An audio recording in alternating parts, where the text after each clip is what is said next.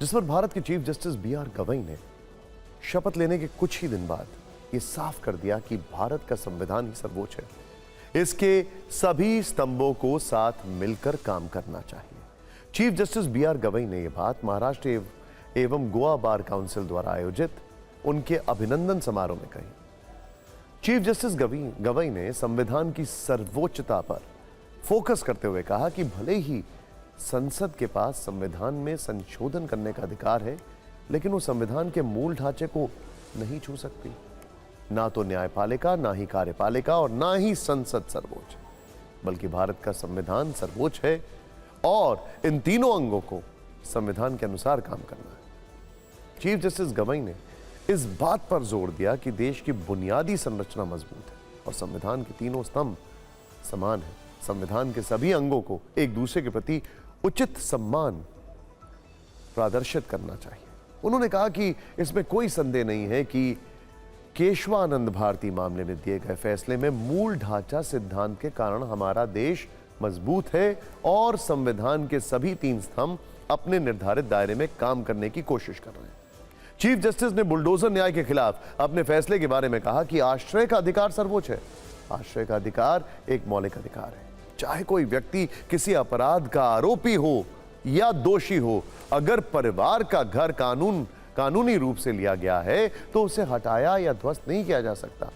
कानून का शासन का पालन किया जाना चाहिए। इस हफ्ते की शुरुआत में 52वें प्रधान न्यायाधीश के रूप में शपथ लेने वाले चीफ जस्टिस गवई ने यह बात बार काउंसिल महाराष्ट्र एवं गोवा द्वारा आयोजित अभिनंदन समारोह में कही।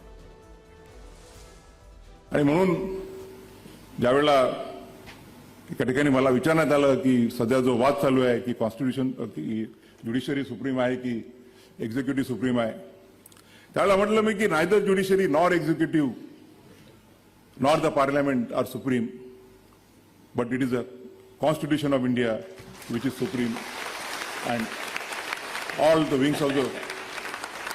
three wings of the Constitution are required to work as per the Constitution. दरअसल पिछले महीने न्यायपालिका, विधायिका और कार्यपालिका के अधिकारों पर तब खूब बहस हुई जब सुप्रीम कोर्ट ने एक फैसले में आर्टिकल 142 का इस्तेमाल करके तमिलनाडु के राज्यपाल को विधेयक रोकने पर फटकार लगाई थी और राष्ट्रपति को भी निर्देश दिए थे। उस वक्त उपराष्ट्रपति जगदीप धनखड़ ने कहा था कि भारत के राष्ट्रपति का पद काफी ऊंचा है। राष्ट्रपति संविधान की रक्षा, संरक्षण और उसे बचाने की शपथ लेते हैं। हाल ही में एक फैसले में राष्ट्रपति को निर्देश दिया गया, आखिर हम कहां जा रहे हैं, देश में हो क्या रहा है। उन्होंने ये भी कहा कि संविधान कैसा होगा, उसमें क्या संशोधन होना है, यह तय करने का पूरा अधिकार सांसदों को है और उनके ऊपर कोई भी नहीं। Constitution is for the people and its repository of safeguarding it is that of elected representatives. There is no visualization in Constitution of any authority above Parliament. Parliament is supreme.